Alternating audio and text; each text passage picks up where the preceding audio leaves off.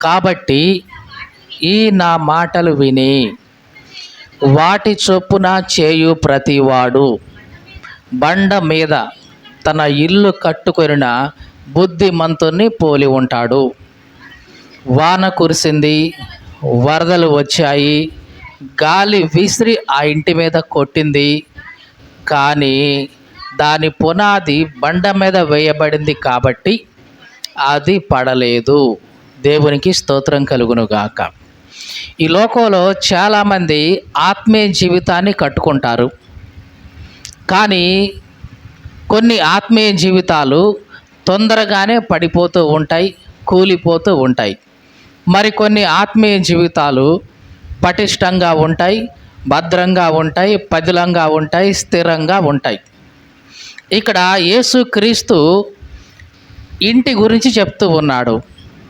అంటే ఇది మానవ సంబంధమైన ఇల్లు గురించి కాదులే, కానీ ఆత్మ సంబంధమైన ఇంటి గురించి మాట్లాడుతూ ఉన్నాడు. అంటే ఈ లోకంలో మనిషి దేవునిలోనికి వచ్చిన తర్వాత ఆత్మ సంబంధంగా తన పునాది వేసుకుంటాడు. ఆ పునాది గనక లోతుగా వేస్తే అతని యొక్క ఆత్మీయ జీవితం స్థిరంగా ఉంటుంది.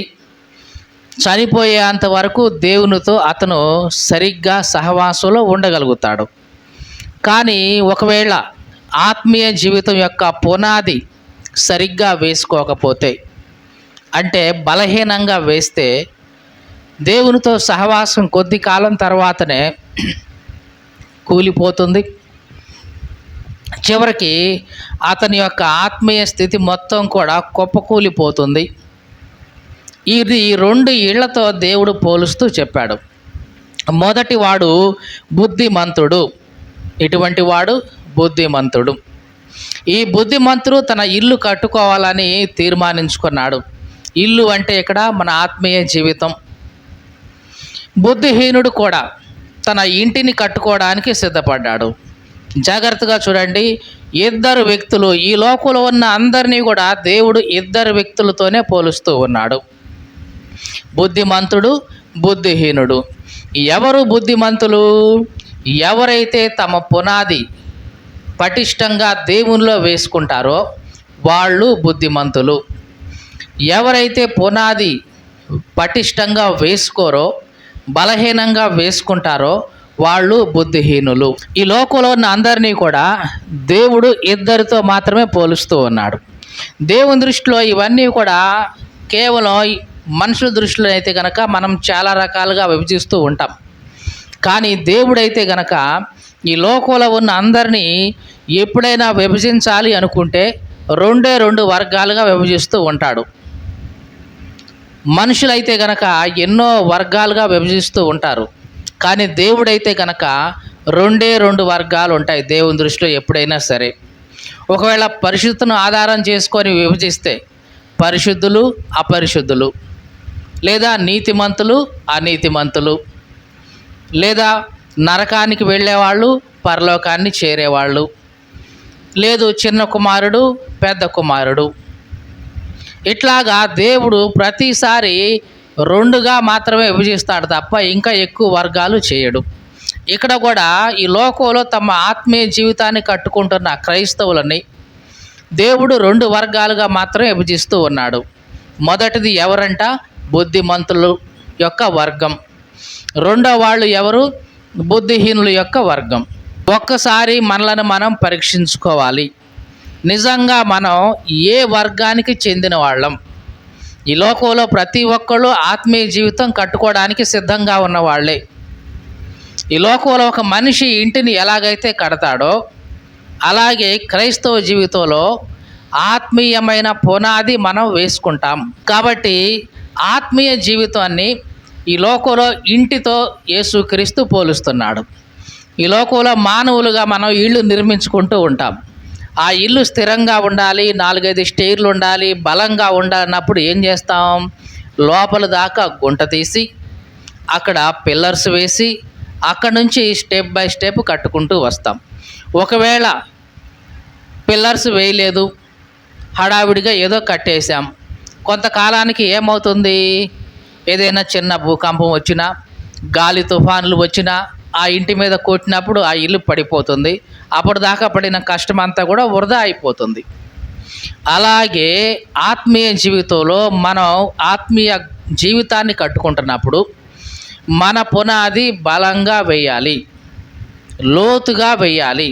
కాబట్టి ఈ నా మాటలు విని వాటి చొప్పున చేసే ప్రతివాడు బండ మీద తన ఇల్లు కట్టుకొనిన బుద్ధిమంతుడిని పోలి ఉంటాడు.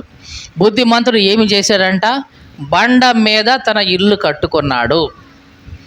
బండ అంటే భూమిని తవ్వుతూ ఉంటే లోపల బండ తగిలేంత వరకు భూమిని త్రవ్వాడు కాబట్టి ఆ బండ తగలగానే ఆ బండ మీద పునాది వేసుకున్నాడు. అక్కడి నుంచి కట్టడం ప్రారంభించాడు. ఆత్మీయ జీవితంలో కూడా మనం దేవుని సన్నిధిలో తవ్వాలి. ఏం చేయాలి? తవ్వాలి. ఎక్కడి దాకా తవ్వాలి? లోతుగా త్రవ్వాలి. ఎంతవరకు త్రవ్వాలి? బండ తగిలేంత వరకు త్రవ్వాలి. బండ అంటే ఇక్కడ ఎవరు? యేసుక్రీస్తు.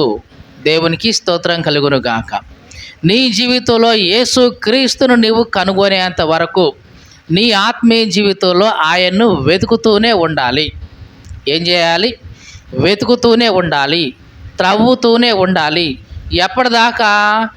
యేసుక్రీస్తుని నీ జీవితంలో కలిగి ఉండేంత వరకు, కనుగొనేంత వరకు త్రవ్వుతూనే ఉండాలి. మరి చాలా కష్టమే. పైపైన ఇల్లు కట్టడం చాలా ఈజీనే, కానీ లోతుగా త్రవ్వాలి, బండ తగిలేదాకా త్రవ్వాలి అంటే చాలా కష్టపడాలి.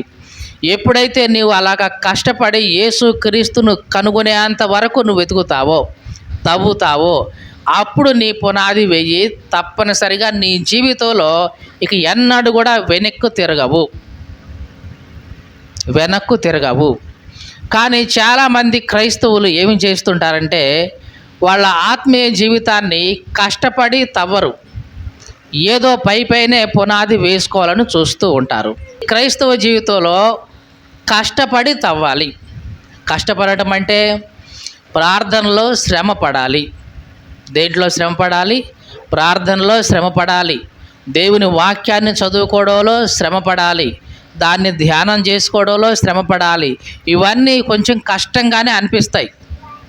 ఉదయం లేవాలి, ప్రార్థన చేయాలి, దేవుని వాక్యం చదువుకోవాలి, ధ్యానం చేసుకోవాలి, తర్వాత మళ్ళీ పని బాటల్లోకి వెళ్ళాలి. ఈ లోక సంబంధమైన వాళ్ళకైతే ఇవేమి ఉండవు. ఉదయాన్నే లేచి వాళ్ళ పనులకి వెళ్ళిపోతుంటారు. కానీ దేవుని బిడ్డలుగా నీకు నాకు అట్లా కాదు కదా. ముందు మన ఆత్మీయ జీవితపు పునాది వేసుకుంటాం. అంటే ఉదయాన్నే లేస్తాం, ప్రార్థన చేస్తాం, తర్వాత పని బాటల్లోకి వెళ్ళాలి. ఒకసారి ఒక వ్యక్తి సేవకుడు ఉన్నాడు. ఆయన ఉదయాన్నే 7 గంటలకు లేచి పళ్ళు తవ్వుతూ ఉన్నాడంట. అలాగా తవ్వుతూ ఉండగానే అక్కడ ఉన్న ఆ ఊరిలో ఉన్న ఒక పూజారి వచ్చేసి, ఏంటండి ఇప్పటిదాకా మీరు నిద్రపోయారా?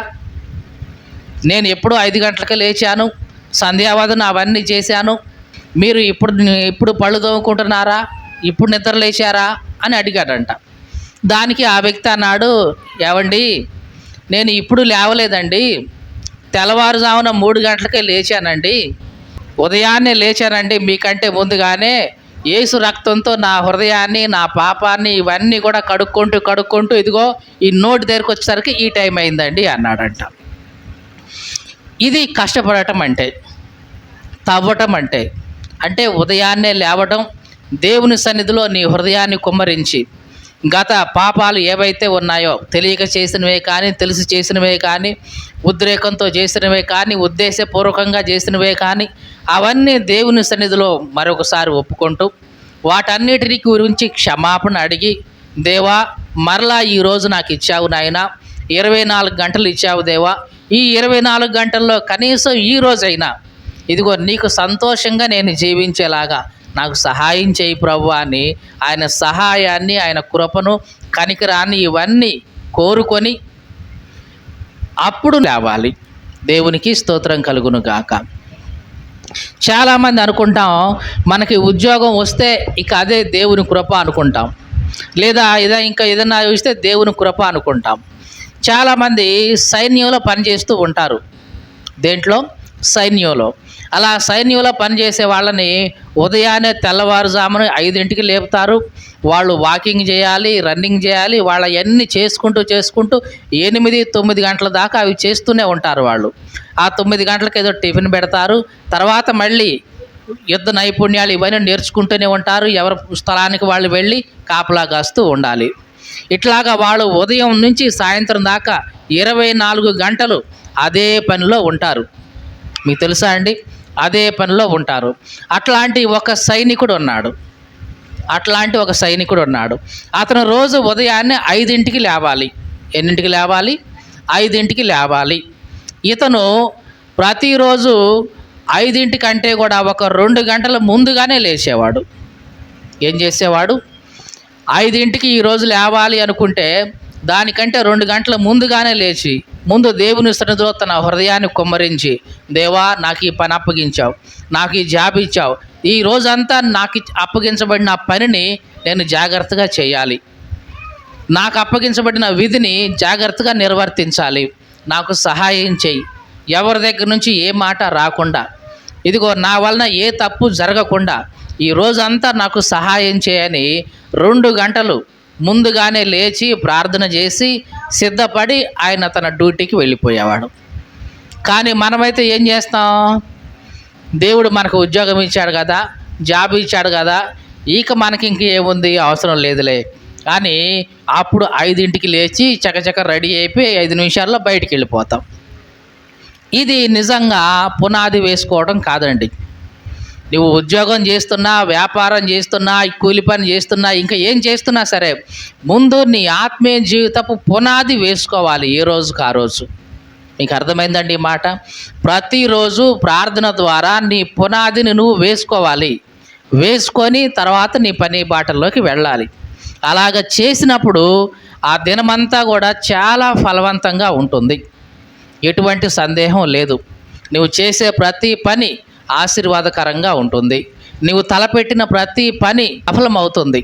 కీర్తనల గ్రంథం 1వ అధ్యాయం 1వ వచనంలో, దుష్టుల ఆలోచన చొప్పున నడవకుండా, జాగ్రత్తగా వినండి, దుష్టుల ఆలోచన చొప్పున నడవకుండా, పాపుల మార్గంలో నిలవకుండా, అపహాసకులు కూర్చుండే చోట కూర్చుండకుండా. చూడండి, దేవుని సన్నిధిలో మనం పునాది వేసుకోవడం ఎట్లాగా? మొట్టమొదటిగా ఏమంది అక్కడ వాక్యంలో చదువుదాం. దుష్టుల ఆలోచన చొప్పున నడవకూడదు. అంటే దేని గురించి ముందు శ్రద్ధ వహించాలి? మన నడక గురించి శ్రద్ధ వహించాలి. నడక అంటే కాళ్ళతో నడిచేది కాదండి. మీకు అర్థమైందా? ఇక్కడ నడక అంటే కాళ్ళతో నడిచే నడక కాదు. ఇది మన హృదయం పూర్వకంగా వేసే అడుగులు, మన మార్గాలు అని అర్థం. దుష్టుల ఆలోచన చొప్పున నడవకూడదు. మరి ఎవరి ఆలోచన చొప్పున నడవాలి? నీవు దేవుని ఆలోచన ఉంటుంది. ప్రార్థన చేసినప్పుడు దేవుడు నీకు ఒక ఆలోచన ఇస్తాడు. ఆ ఆలోచన చొప్పున నీవు నడుస్తూ ఉండాలి. ఇంకా పాపుల మార్గంలో నిలవకూడదు. ఏ మార్గంలో? పాపుల మార్గం ఉంటుంది. అది దొంగతనాన్ని చేయడం కోసమో, వ్యభిచారం చేయడం కోసమో, ఇంకా ఏదో చెడ్డ పని చేయడం కోసమో పాపుల మార్గం అనేది ఒకటి ఉంటుంది. కానీ ఆ మార్గంలో నీవు నిలవకూడదు. తప్పిజారి ఒకవేళ దాంట్లోకి వెళ్ళావా, ఏ మాత్రం అక్కడ నిలవద్దు, వెంటనే వచ్చేసేయాలి బయటికి. ఇది ఎట్లాంటిదంటే, ఒక పంది, ఒక గొర్రె వెళుతూ ఉన్నాయి అనుకుందాం. అక్కడ ఒక బురద గుంట ఉంది. గొర్రె ఏం చేస్తుంది? ఒకవేళ తప్పిజారి దాని కాలు ఆ బురదలో పడినా వెంటనే బయటకు వచ్చేసి శుభ్రం చేసుకుంటుంది. ముందు బయటకు వచ్చేస్తుంది, బురదలో ఉండదు. అదే పంది అయితే గనక అదే బురదలో ఉండి ఆనందిస్తూ ఉంటుంది. దేవుని బిడ్డలుగా నీవు ఒక గొర్రె లాంటి వాడివి, గొర్రె పిల్ల లాంటి వాడివి. ఈ లోక సంబంధమైన ఆ మార్గాల్లో, చెడు మార్గాల్లో ఒకవేళ నీ పాదం పడినప్పుడు వెంటనే దాని నుంచి బయటకు తీసుకోవాలి. అంతేగాని దాంట్లోనే ఉండి ఆనందించకూడదు. మనుషులుగా కొన్నిసార్లు మనకు తెలియకుండానే కొన్నిసార్లు మనం చెడు మార్గాల్లోకి వెళుతుంటాం. అది స్నేహితుల ప్రభావం ద్వారా కానివ్వండి, బంధువుల ప్రభావం ద్వారా కానివ్వండి, ఇంకేదైనా ప్రభావం ద్వారా తెలియకుండానే కొన్నిసార్లు ఒక చెడు మార్గంలోకి వెళ్తాం. ఇది తెలిసిన తర్వాత వెంటనే దాని నుంచి బయటికి రావాలి. ఇంకే ఉందిలే, చెడు మార్గంలోకి వచ్చేసానుగా, ఇక ఈ మార్గంలోనే పోతాను అని అనుకోకూడదు. అందుకే దేవుని వాక్యం ఏం చెబుతుంది? దుష్టుల ఆలోచన చొప్పున నడవద్దు, పాపుల మార్గంలో ఏ మాత్రం కూడా నిలవద్దు, అక్కడ నుంచి బయటకు వచ్చేసేయి. మళ్ళీ ఏం చేయాలి? ఇంకా అపహాసకులు కూర్చుండే చోట కూర్చుండకూడదు. 3 విషయాల గురించి ఇక్కడ మనకి రాయబడింది. నడక గురించి జాగ్రత్త పడాలి, నడక, తర్వాత నిలిచే విషయంలో, తర్వాత కూర్చునే విషయంలో. ఎక్కడ కూర్చోకూడదంట? అపహాసకులు కూర్చుండే చోట కూర్చుండకూడదు. అండ్ మరి ఎక్కడ కూర్చోవాలండి? దేవుని సన్నిధిలో కూర్చోవాలి. ఈ దినాల్లో చూడండి, యవనస్తులు కానీ మగవారు కానివ్వండి, సాయంకాలం అయితే స్నానాలు చేసి ఎక్కడ కూర్చుంటారు? ఆ రోడ్ల మీద, ఆ బజారుల్లో, ఇంక ఎక్కడో చోట కూర్చొని మరి ఏం చెప్పుకుంటారు అక్కడ? పిచ్చాపాటి కబుర్లు, వాళ్ళ గురించిన విషయాలు, వీళ్ళ గురించిన విషయాలు, అక్కడ అట్లా అంటగా, ఇక్కడ ఎట్లా అంటగా అని వీటి గురించి మాట్లాడుకుంటారు. నిజానికి ప్రశాంతంగా నువ్వు రోజంతా కష్టపడ్డావు. కష్టపడినప్పుడు, దేవా ఈ రోజంతా కష్టపడడానికి నువ్వు నాకు సహాయం చేశావు, నీకు వందనాలని కృతజ్ఞతగా దేవుని సన్నిధిలో కాసేపన్నా కూర్చుంటావా? కూర్చోటం. ఇట్లాగే మన జీవితాలు వెళ్ళదీస్తూనే ఉంటాం. ఇది సరి అయింది కాదు. నీ పునాది నువ్వు ఎట్లా వేసుకోవాలంటే, దుష్టుల మార్గంలో నడవకూడదు, పాపుల మార్గంలో నిలవకూడదు, అపహాసకులు ఎవరైతే ఉన్నారో వాళ్ళు కూర్చుండే చోట్లో కూర్చోకూడదు. మరి ఏం చేయాలండి నేను అంటారేమో, చదువుదాం. యెహోవా ధర్మశాస్త్రం చొప్పున, యెహోవా ధర్మశాస్త్రం నందు ఆనందిస్తూ దివారాతులు దాన్ని ధ్యానించాలి. ఇది నువ్వు చేయాల్సింది. మీకు అర్థమైందండి? పునాది ఎట్లా వేసుకోవాలి? దేవుని యొక్క ధర్మశాస్త్రాన్ని నువ్వేం చేయాలి? ధ్యానించాలి. చదవడం కాదు. మీకు అర్థమైందా ఈ మాట? చదువుతాం, కానీ చదివిన దాన్ని మననం చేసుకుంటూ దాని గురించి ఆలోచించడాన్ని ఏమంటామంటే ధ్యానం చేయడం. చదవడం వేరు, ధ్యానం చేయడం వేరు. చదవడం అంటే చదువుకుంటూ వెళ్ళిపోతాం. ధ్యానం చేయడం అంటే చదివింది ఒక్కొక్కటి మనసులోకి తెచ్చుకుంటూ దాని గురించి ఇంకా ఆలోచిస్తూ దాని మీదనే మనసు పెట్టడాన్ని ఏమంటామంటే ధ్యానం చేయడం. మీరు చూడండి, చాలా చోట్ల ఈ ధ్యానమే మనిషిని మంచికని నడిపిస్తుంది, లేదా చెడుకని నడిపిస్తూ ఉంటుంది. మీకు అర్థమైందండి?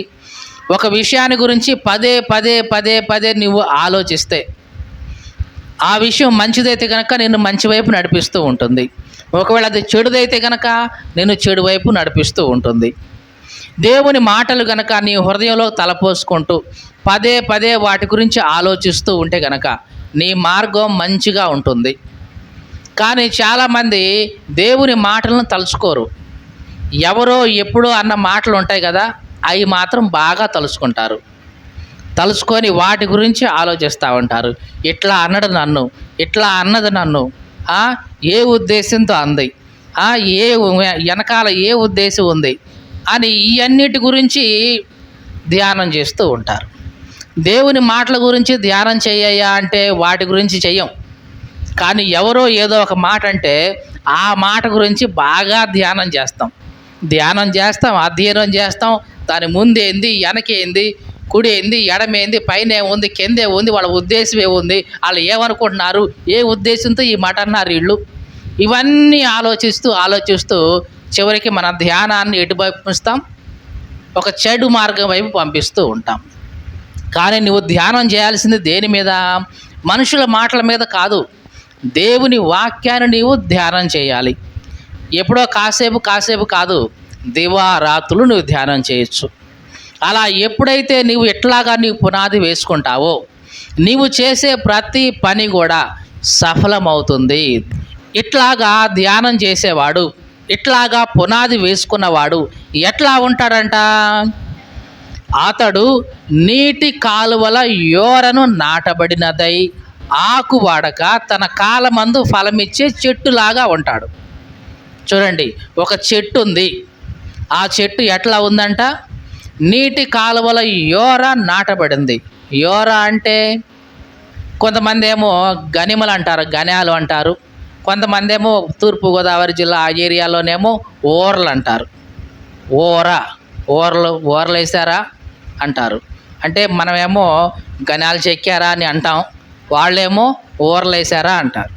అంటే ఓర అంటే గన్యాలు, ఒడ్డు అని అర్థం. ఈ చెట్టు ఎక్కడ ఉంది? నీటి కాలువ ఉంది. ఆ కాలువ పక్కన ఒక ఓర ఉంది, అంటే ఒడ్డు ఉంది. ఆ ఒడ్డు మీద ఈ చెట్టు నాటబడింది. అంటే దీనికి నీటి సమృద్ధి ఎప్పుడూ ఉంటుందన్నమాట. మీకు అర్థమైందా? ఈ చెట్టు నీటి కాలువ ఉంది, దాని ఒడ్డున నాటబడింది. అంటే ఇక నీళ్లు లేవు అనే బాధ లేదు. వర్షం వస్తేనే తప్ప ఇక నీళ్లు లేదు అన్న విషయమే లేదు. ఎప్పుడు కాలువ పారుతానే ఉంటుంది. దాని వేర్లు ఆ కాలువలో ఎప్పుడు ఉంటానే ఉంటాయి. ఎప్పుడు నీటి చెమ్మ దానికి తగులుతూనే ఉంటుంది. ఇక వాడిపోయేది లేదు. మీకు అర్థమైందండి? ఇక దాని ఆకులు వాడిపోవు, ఇక ఫలించడానికి కూడా ఏ మాత్రం కూడా ఇక ఇబ్బంది పడదు. ఎందుకంటే కావలసిన నీళ్లు ఎప్పుడు ఉంటానే ఉన్నాయి కాబట్టి ఆకు వాడదు. తన కాలమందు ఫలమిస్తున్న చెట్టులాగా ఉంటాడు. ఆ చెట్టు ఏ రకంగా వాడిపోకుండా సీజన్లో ఎట్లాగైతే ఫలిస్తుందో, ఈ మనిషి ఎటువంటి మనిషి? పునాది మంచిగా బండ మీద వేసుకున్న ఈ మనిషి ఇలాగ ఫలిస్తాడు. ఈ మాటలు వింటున్న ప్రియ సహోదరి సహోదరుడా, మరి నీవు నీ పునాది ఎట్లా వేసుకున్నావు? మంచిగానే వేసుకున్నావా? లోతుగానే త్రవ్వుతున్నావా? కష్టపడి ధ్యానం చేసుకుంటున్నావా? కష్టపడి దేవుని సన్నిధిలో ప్రార్థన చేసుకుంటున్నావా? అలా చేసుకుంటే గనక నీ పునాదిని నీవు సరిగ్గా వేసుకున్నావు. నిజంగా నీవు బుద్ధిమంతుడివి. దేవునికి స్తోత్రం కలుగునుగాక. ఒకవేళ పునాది సరిగ్గా వేసుకోలేదు అంటే నీ పునాది ఎక్కడ వేసావని అర్థం. ఇక ఇసుక మీద పునాది వేసావు. ఇసుక మీద పునాది వేస్తే మీరు చెప్పండి, సాధారణంగా మనం ఇల్లు కడతాం. బండ మీద పునాది వేస్తే బలంగా ఉంటుంది ఆ ఇల్లు, తెలుసు. మరి ఇసుక మీద పునాది వేసాడు, నేల మీద పైనే కట్టేశాడు. ఆ ఇల్లు ఎంత స్ట్రాంగ్గా ఉంటుంది? ఇక చెప్పండి, ఎంత స్ట్రాంగ్గా ఉంటుంది? కుప్ప కూలిపోద్ది. చిన్నగా ఒక వరద వచ్చిందంటే ఆ వరద మట్టిని కొంచెం తీసేస్తుంది. చివరికి ఆ ఇల్లు వంగిపోతుంది, పడిపోతుంది. ఒకవేళ చిన్న భూకంపం వచ్చినా అది వెంటనే కదిలిపోతుంది, పడిపోతుంది. ఇట్లాగా ఆత్మీయ జీవితం కూడా లోతుగా తవ్వకుండా, అంటే ప్రార్థనలు వేయకుండా, దేవుని సన్నిధిలో దేవుని వాక్యాన్ని ధ్యానం చేయకుండా, ఇట్లాగా పైపైనే పునాది వేసుకుంటే మన ఆత్మీయ జీవితం కూడా కుప్పకూలిపోతుంది, చివరి దాకా ఉండదు. చాలామంది క్రైస్తవుల యొక్క ఆత్మీయ జీవితాన్ని వాళ్ళ ఇసుకమనే పునాది మీదే వేస్తుంటారు. అంటే కేవలం పైన భక్తి చేస్తూ ఉంటారు, అద్భుతాల మీదే పునాది వేసుకుంటారు. అంటే దేవుడు నాకు మేలు చేశాడా, నేను ప్రార్థనకు వస్తా. దేవుడు నాకు మేలు చేయలేదా, ఇంకేం ప్రార్థన, ఇంకేం పత్తి కట్టే అనుకుంటారు. అంతే కదండి. మేలు చేస్తేనే దేవుడు వీళ్ళకి, మేలు చేయకపోతే దేవుడు కాదు. కానీ ఒకటి గుర్తుంచుకోవాలి, నీకు మేలు చేసినా చేయకపోయినా ఆయన దేవుడే. నీకు మేలు జరిగిస్తూనే ఉంటాడు. నీవు లెక్కించే మేళ్ళు వేరు, ఆయన లెక్కించే మేళ్ళు వేరు. మీకు అర్థమైందండి? కీర్తనాకారుడు ఒక చోట ఏమన్నాడంటే, దేవా నీవు నాకు చేసిన మేళ్ళు లెక్కించాలనుకున్నానా, అవి తల వెంట్రుకల కంటే ఎక్కువ ఉన్నాయ్యా, ఇసుక కంటే ఎక్కువ ఉన్నాయ్యా అని చెప్పాడు. మీకు అర్థమైందా? కీర్తనాకారుడు ఒక చోట రాశాడు, అయ్యా నువ్వు నాకు ఎన్ని మేళ్ళు చేశావు నాయన, ఆ మేళ్ళన్నీ ఒక్కొక్కటి లెక్క పెట్టాలనుకుంటే నా తల వెంట్రుకల కంటే మించిపోయినాయి నాయన, అన్ని మేళ్ళు చేశావు నువ్వు అన్నాడు. కానీ మనకైతే అవేమి కనపడవు. మీకు చూడండి, మన ఉదయం లేచి ప్రశాంతంగా నిద్రపోయి లేచామంటే అది దేవుడు చేసిన మేలు కాదా? మనం ప్రతిరోజు మన పని బాటలకు వెళ్ళి చేసుకుంటున్నామంటే దేవుడు మనకిచ్చిన ఆరోగ్యం అది మేలు కాదా? మన పిల్లల్ని మనం ఇంటి దగ్గర వదిలిపెట్టి మన పనులు మనం వెళ్తున్నాం, వాళ్ళు క్షేమంగా ఉంటున్నారంటే దేవుడు మేలు కాదా? ఇట్లాగా దేవుడు చేసిన ప్రతి మేలు లెక్క ఎట్టుకుంటే గనక అవి ఇదిగో ఈ తల కంటే కూడా మించినవి నాయనా అని కీర్తనాకారుడు అన్నాడు. కానీ ఇవేవి మన కంటికి కనపడవు, అసలు వాటిని మేళ్ళుగా కూడా మనం గుర్తించం. మేళ్ళు అంటే మన ఉద్దేశంలో ఏంటి? డబ్బులు ఇవ్వాలి, లేదా ఉద్యోగం ఇవ్వాలి, లేదా ఆరోగ్యం ఇవ్వాలి, ఇంకేదన్నా చేయాలి, ఇదైతే మేలు. మరి ప్రతిరోజు నీకు ఆయుష్ ఇస్తున్నాడు కదా, ప్రతిరోజు నీకు ఆరోగ్యం ఇస్తున్నాడు కదా, బలం ఇస్తున్నాడు, శక్తి ఇస్తున్నాడు, నీ పిల్లలకి నువ్వు చేస్తున్న ప్రయాణాలు వాటన్నిటిలో క్షేమం ఇస్తున్నాడు. మరి ఇవన్నీ మేళ్ళు కాదా? మేళ్ళే అయినా అవి నీ కంటికి కనపడవు. మీకు అర్థమైందండి? యాక్సిడెంట్ జరిగింది, ప్రాణాపాయంలో ఉన్నాడు, చనిపోతాడు అనుకున్నారు, కానీ దేవుని దయ వల్ల బ్రతికి బట్టగట్టాడు, అది మేలు అనుకుంటావు నువ్వు, అంతే కదా? కానీ అసలు నీకు యాక్సిడెంటే జరగకుండా దేవుడు చేశాడంటే అది మాత్రం నువ్వు గుర్తించవు. మీకు అర్థమైందండి? చాలామంది ఏమనుకుంటారంటే రోగం వచ్చింది, దేవుడు స్వస్థత ఇచ్చాడు, మేలు అనుకుంటారు. అసలు రోగమే రాకుండా చేస్తున్నప్పుడు అది మేలుగా నువ్వు గుర్తించట్లేదు, అంతే. మీకు అర్థమైందండి? రోగం వచ్చి దాని నుంచి బయటపడితే మంచిదా, అసలు రోగమే రాకుండా ఉంటే మంచిదా? మీరు చెప్పండి. రోగం వచ్చి దాని నుంచి బయటపడటం మంచిదా, అసలు రోగం లేకుండానే ఆరోగ్యంగా ఉండటం మంచిదా?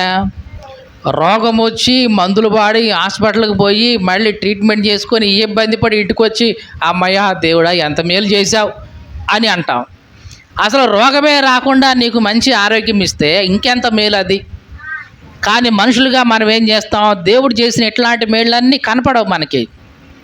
రోగం వచ్చి బాగుపడితే అదే మేలు అనుకుంటాం, ఏదన్నా ప్రమాదంలోకి పోయి దాని నుంచి బయటపడితే అదే మేలు అనుకుంటాం. అసలు ప్రమాదమే లేకుండా కాపాడుతున్నాడుగా దేవుడు నిన్ను, అది మేలు కాదా? ఇట్లాగా మనకు తెలియకుండా ఎన్నో మేళ్ళు దేవుడు ప్రతిరోజు మనకు చేస్తూనే ఉన్నాడు. వాటన్నిటినీ గనక గుర్తిస్తే, కీర్తనకాడు అన్నాడు, అయ్యా నీవు చేసిన మేళ్ళు నేను లెక్కించాలనుకున్నా, అనుకుంటే అవి ఏంటి లెక్కకు మించి ఉన్నాయి, తల వెంట్రుకల కంటే మించి ఉన్నాయి నాయన, నేనేం లెక్క పెట్టేది ఇక అని అన్నాడు. దేవునికి స్తోత్రం కలుగునుగాక. ఈ మాటలు వింటున్న ప్రియ సహోదరి సహోదరుడా, నిజంగా నీ పునాది దేవుడు వేసిన మేళ్ల మీద కాదు, దేవుడు నీ పట్ల చూపిన ప్రేమ, కరుణ, కటాక్షం వీటన్నిటి మీద వేసుకో. అన్నిటికంటే ముఖ్యంగా యేసుక్రీస్తు నీ కోసం తన ప్రాణం ఇచ్చాడు. ఏం చేశాడు? నీ కోసం తన ప్రాణం ఇచ్చాడు, తనకున్నదంతా నీ కోసం వెచ్చించాడు. నీ కోసం ఆయన పరలోకాన్ని విడిచి భూలోకానికి వచ్చాడు. ఎవరు వస్తారండి? ఒక ప్రధానమంత్రి స్థానంలో ఉన్న వ్యక్తి నీ కోసం వస్తాడా? ఈ లోకానికి వస్తాడా? ఈ ఊరికి నీ కోసం? మాట అర్థమైందండి? ప్రధానమంత్రి హోదా ఉంది, ఆయన నీ కోసం ఆయన హోదాని వదిలిపెట్టుకుని నీ దగ్గరికి వస్తాడా? యేసుక్రీస్తు వచ్చాడండి. ఆయన ప్రధానమంత్రి కంటే కూడా గొప్పవాడే, అయినా సరే పరలోకాన్ని విడిచిపెట్టాడు, మహిమ వదిలిపెట్టాడు. ఆకున్న దేవదూతల చేత స్తుతించబడే ఆ మహిమ వదిలిపెట్టి నీ కోసం నా కోసం మానవుడిగా ఈ లోకంలోకి వచ్చాడు. ఇది నిజంగా దేవుడు మనలను ప్రేమించిన ప్రేమ. ఇది మనం జ్ఞాపకం చేసుకుంటే, ఈ పునాది మీద మనం వేసుకుంటే ఎప్పుడూ కూడా కదలం.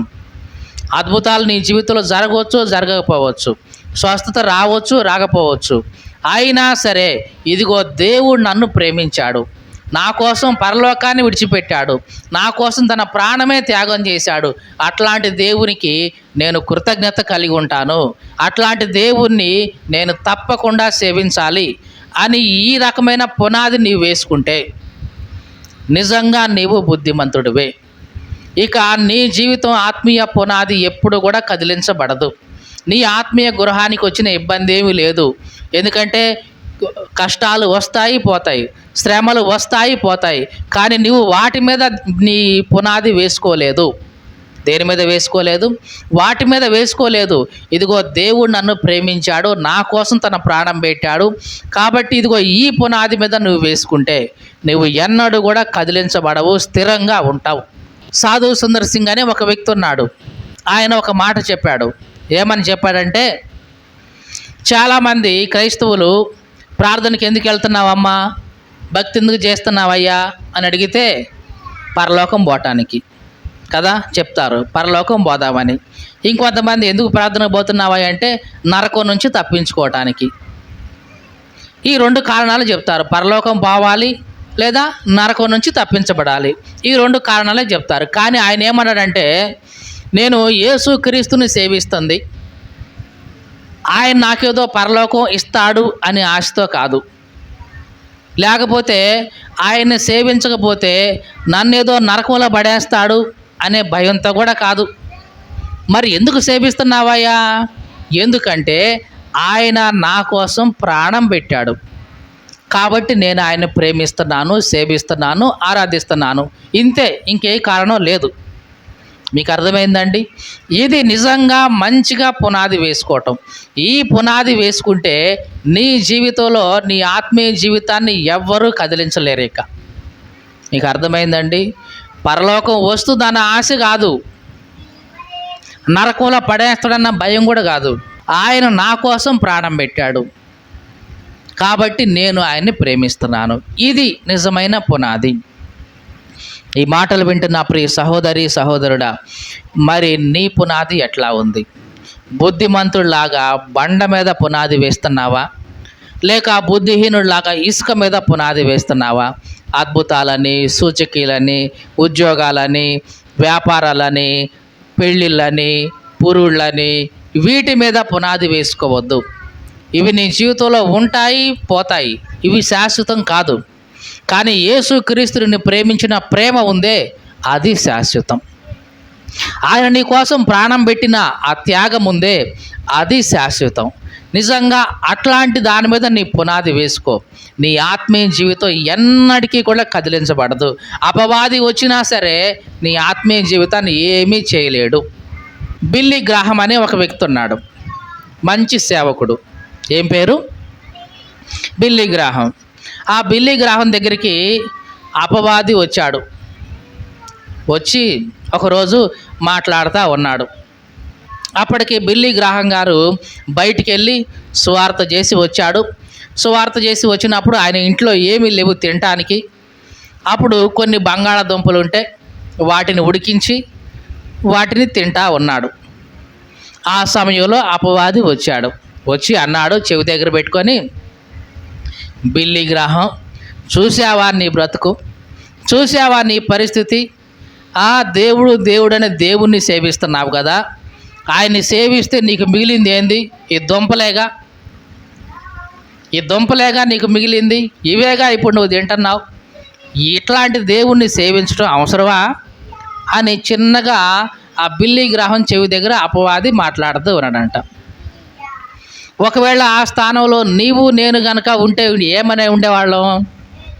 నిజమే కదా, ఏంటి నాకు ఈ కర్మ, అందరూ భోజనం చేసి ప్రశాంతంగా పడుకుంటే ఏదో దుంపలు తిని పడుకోవాల్సిన పరిస్థితి ఏంది, నాకు ఈ గతి, దేవుడు వద్దు ఏమొద్దులే, పోయి ఏదో ఒక ఉద్యోగం చేసుకొని ఏదో పని చేసుకొని ప్రశాంతంగా రాజు ఎలాగా బతకొచ్చు అని ఇట్లాంటి ఆలోచనలు వచ్చాయి మనకి. కానీ బిల్లీ గ్రాహం గారు అన్నాడు, సాతానా, నీ గురించి నాకు బాగా తెలుసు. ఇప్పుడు నేను నా దేవుణ్ణి సేవిస్తున్నాను కాబట్టి కనీసం తినటానికి బంగాళాదుంపైన ఉంది. ఒకప్పుడు నేను నిన్ను సేవించా, తాగుబోతులాగా తాగా, తిరిగా, రోడ్ల మీద డొల్లా, బురద గుంటల్లో డొల్లా. అప్పుడు కనీసం ఇదిగో తినడానికి ఇది కూడా లేదు కదా, అప్పుడేం చేశావు నువ్వు? నిన్ను సేవిస్తే నా గతి అట్లాగే ఉంది కదా, నా దేవుడు కాబట్టి ఇదిగో తినటానికి ఇదైనా ఉంచాడు. కానీ నీవైతే కనీసం 4-5 రోజులు నేను తాగి పొర్లాడి అట్లాగే ఉన్నా సరే నన్ను పట్టించుకునే వాడు లేడు అప్పుడు ఆ టైంలో. కాబట్టి ఇదిగో నా దేవుడి పట్ల నేను ఎప్పుడు ఇట్లాగే ఉంటాను. నువ్వు ఒకప్పుడు నువ్వు తాగావుగా, తిరిగావుగా అంటే అవును నిజమే, తాగాను, నిన్ను సేవిస్తున్నప్పుడు ఆ టైంలో తాగాను. కానీ దేవుడు తన రక్తం ఇచ్చి నన్ను కొన్నాడు, నా పాపాలన్నీ కడిగేశాడు. కాబట్టి ఆయన నన్ను ఎంత ప్రేమించాడో నాకు అర్థమైంది. నేను ఆయన్ని ప్రేమిస్తాను. ఈ ఆహారం ఒకవేళ ఇచ్చినా దేవునికి స్తోత్రం, ఇది కూడా దేవుడు లేకుండా చేసినా సరే నేను మాత్రం ఆయన్నే సేవిస్తాను అన్నాడు. దేవునికి స్తోత్రం కలుగును గాక. ఈ మాటలు వింటున్న ప్రియ సహోదరి సహోదరుడా, ఎట్లాంటి పరిస్థితి ఒకవేళ నీకొస్తే నిజంగా నీవు ఎట్లాంటి సమాధానం చెప్పగలుగుతావా? ఇదిగో నాకున్న పరిస్థితి ఇంత అధ్వానమైపోయినా సరే నేను మాత్రం నా దేవుణ్ణి విడిచిపెట్టేది లేదు అని చెప్పగలుగుతావా? యోబు అన్నాడు ఒకసారి అట్లాగే, ఇదిగో నా శరీరం చీకిపోయినా సరే, నేను చనిపోయినా సరే నేను మాత్రం యథార్థతను వదిలేది లేదు, నా దేవుణ్ణి మర్చిపోయేది లేదు, ఆయన దూషించేది అంతకంటే లేదు అని యోబు అన్నాడు. ఈ మాటలు వింటున్న ప్రియ సహోదరి సహోదరుడా, మరి నీ పునాది ఎక్కడ వేసుకుంటున్నావు? బండ మీద వేసుకుంటే ఎన్ని కష్టాలు వచ్చినా, శ్రమలు వచ్చినా, ఇబ్బందులు వచ్చినా ఇక నిన్ను ఎవరు కదిలించరు. అపవాది వచ్చినా సరే నిన్ను కదిలించలేడు. అట్లా కాదు, నీ పునాది కనుక ఇసుక మీద వేసుకుంటే, ఏదో అద్భుతాల మీదో, ఏదో ఉద్యోగాల మీదో, ఏదో వ్యాపారాల మీదో, ఏదో స్వస్థల మీదో, ఇంకేటో మీద వేసుకుంటే గనక అవి ఎప్పుడైతే నీ జీవితంలో జరగకుండా ఉంటాయో నీకు వెంటనే నిరాశ వచ్చేసిద్ది.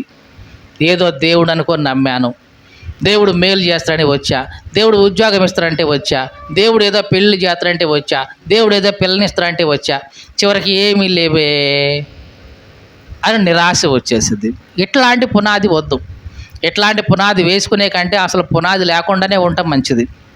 వేసుకుంటే గనక స్థిరమైన పునాది వేసుకో. ఇదిగో నా దేవుడు నా కోసం ప్రాణం పెట్టాడు, ఈ లోకంలో నా తల్లి తండ్రి ఎవరు చేయలేని పని నా దేవుడు నా కోసం చేశాడు, ఎంతకంటే ఇంకేం కావాలి? నేను ఆయన్ని సేవిస్తాను, ఆరాధిస్తాను, స్తుతిస్తాను, ఎంతకంటే ఇక వేరే కారణం లేదు నాకు అని అనగలగాలి. అది నిజంగా పునాది వేసుకోవడం అంటే. మరి నీ పునాది ఎట్లా ఉంది? ఒక్కసారి మనల్ని మనం పరీక్షించుకుందాం.